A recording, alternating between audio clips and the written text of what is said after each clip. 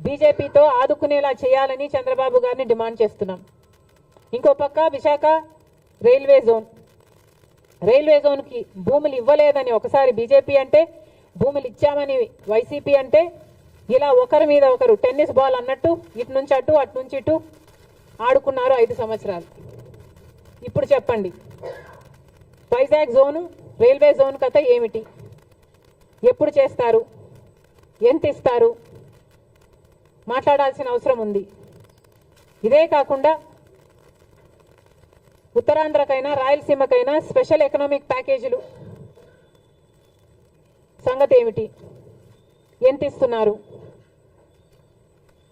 చంద్రబాబు గారు సంవత్సరానికి 1,00,000 కోట్లు ఇస్తే మా అవసరాలన్నీ తీరుతాయి నెక్స్ట్ 5 సంవత్సరాలకి అన్నట్టుగా మాట్లాడినట్లుంది. కానీ చంద్రబాబు గారిని ప్రశ్నిస్తున్నాం, సంవత్సరానికి 1,00,000 కోట్లు అంటే 5 సంవత్సరాలకు 5,00,000 కోట్లు ఇస్తే ఎలా సరిపోతుందో చంద్రబాబు గారు ప్రజలకు వివరించాల్సిన అవసరం ఉంది. ఎందుకంటే కాంగ్రెస్ పార్టీ విభజన రోజున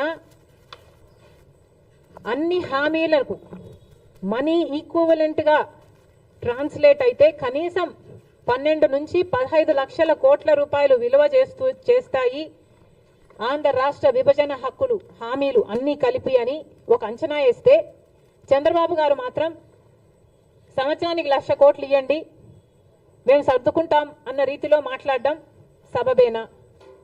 మనకు రావాల్సిన డబ్బుల్లో, మన రాష్ట్రానికి రావాల్సిన డబ్బుల్లో ఏ ఒక్క రూపాయి అయినా మనం ఎందుకు పోగొట్టుకోవాలి? చంద్రబాబు గారు, బీజేపీ సమాధానం చెప్పాలి. స్పెషల్ ఎకనామిక్ ప్యాకేజెస్ కింద మీరు ఎంత ఇస్తున్నారో క్లారిటీ ఇవ్వాల్సిన అవసరం ఉంది ఈ బడ్జెట్లో. కడప స్టీల్ ఫ్యాక్టరీ ఇంకా మొదలే కాలేదు, ఎడారిలాగా ఉంది ఆ ప్రాంతం. మరి మీరు డబ్బులు ఇవ్వాలి.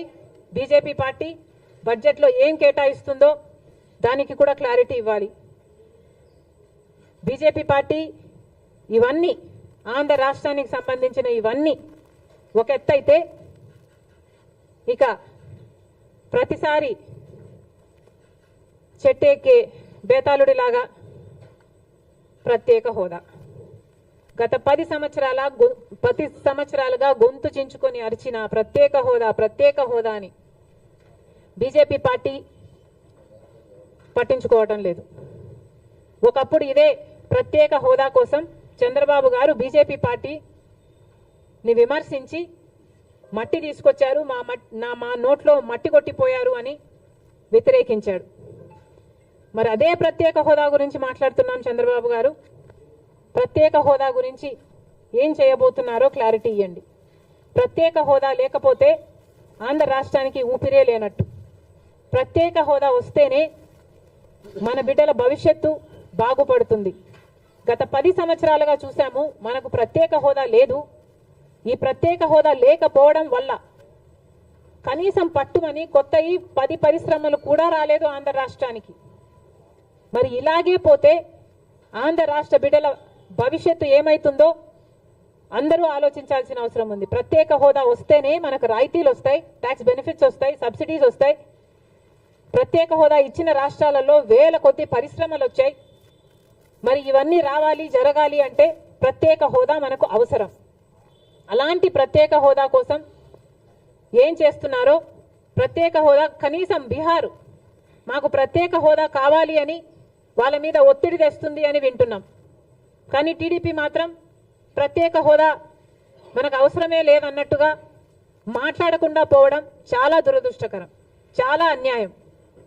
దయచేసి ప్రత్యేక హోదా కోసం కొట్లాడాల్సిన అవసరం ఉంది. మన ఎంపీలను వాడుకొని ఈరోజు బీజేపీ పార్టీ అధికారంలో ఉంది కాబట్టి మన రాష్ట్రానికి ప్రత్యేక హోదా తెచ్చే బాధ్యత చంద్రబాబు గారి మీద ఉంది. ఏ మోడీ గారైతే తిరుపతికి వచ్చి 5 సంవత్సరాలు కాదు 10 సంవత్సరాల ప్రత్యేక హోదా ఇస్తాను అని మాట ఇచ్చారో ఆ మాటని ఇప్పటికైనా నిలబెట్టుకోవాల్సిన అవసరం ఉంది అని కాంగ్రెస్ పార్టీ డిమాండ్ చేస్తుంది. ప్రత్యేక హోదా కోసం కాంగ్రెస్ పార్టీ డిమాండ్ చేస్తూనే ఉంటుంది. ఎందాకైనా కొట్లాడడానికి మేము సిద్ధం. ప్రత్యేక హోదాను మేము మర్చిపోనివ్వం. ప్రత్యేక హోదా ఆంధ్ర రాష్ట్రానికి ఊపిరి లాంటిదని మరొకసారి ఆంధ్ర రాష్ట్ర ప్రజలందరికీ మాటిస్తున్నాం. ప్రత్యేక హోదా కోసం కాంగ్రెస్ పార్టీ కొట్లాడుతూనే ఉంటుంది. Thank you.